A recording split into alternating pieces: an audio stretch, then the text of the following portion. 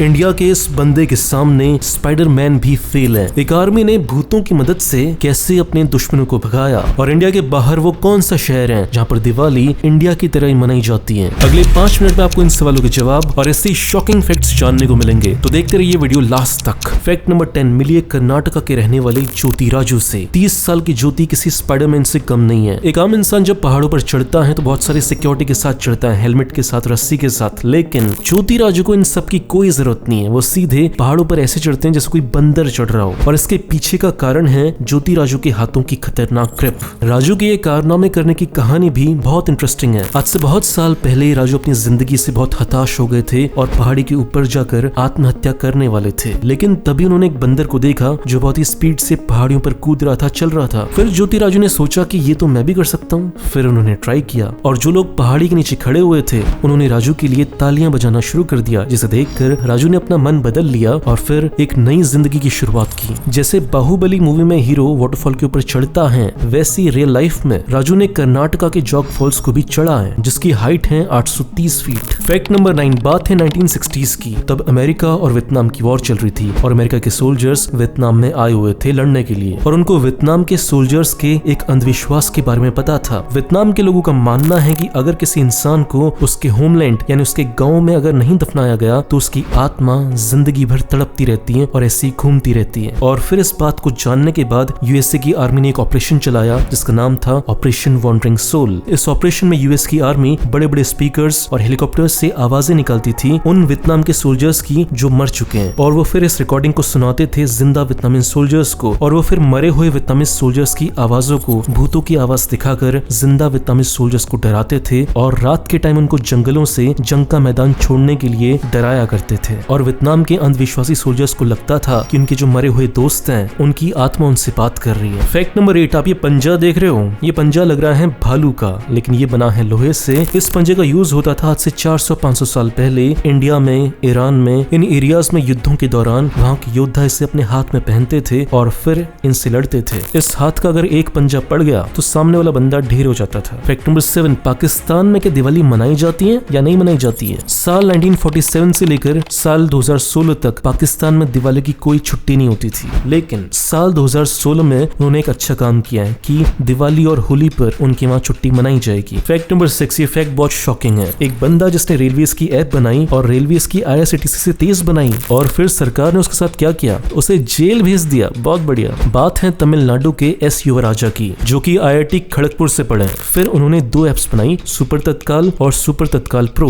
इस ऐप की मदद से आप रेलवेज की IRCTC से तेज रेलवेज की बुकिंग कर सकते थे, लेकिन पुलिस ने इस ऐप को बंद करवा दिया और इन्हें जेल भेज दिया। अगर यही काम कोई लड़का यूरोप के देश में या USA के देश में करता तो वहाँ की सरकार उसे अवार्ड देती और इनाम देती कि तुमने ऐसी चीज बनाई जो हमारे सिस्टम से अच्छी थी, लेकिन ये इंडिया है, हमने उसे जेल भेज दिया। और फिर हम बेशर्मी से ये सवाल भी पूछते हैं कि इंडिया के टैलेंटेड लोग USA और यूरोप क्यों चले जाते हैं? इसलिए चले जाते हैं क्योंकि यहाँ पे उनके काम की रिस्पेक्ट नहीं की जाती। और फिर जब यहाँ का बंदा वहाँ जाकर कोई बहुत बड़ा इंसान बन जाता है, सुंदर पिचाई टाइप, फिर हम बोलते हैं कि देखो देखो ये तो इंडिया का बंदा था, तालियां बजाओ तालियां, और फिर हम बेशर्मी से उसकी सफलता में खुद प्राउड फील करते हैं। फैक्ट नंबर 5, यूके का एक ऐसा शहर है जहाँ पर दिवाली इंडिया की तरह ही धूमधाम से मनाई जाती है, और उस शहर का नाम है लेस्टर। यहाँ पे हर साल लगभग 50,000 लोग दिवाली मनाने के लिए इकट्ठा होते हैं। फैक्ट नंबर 4, क्या लगता है आप कितनी भाषाएं बोल सकते हो? 2, 3, 4, मैक्सिमम 5। लेकिन दुनिया में एक ऐसा बंदा भी था जो 58 लैंग्वेजेस बोल सकता था। हाँ, 58, और उसका नाम था हेरोल्ड विलियम्स।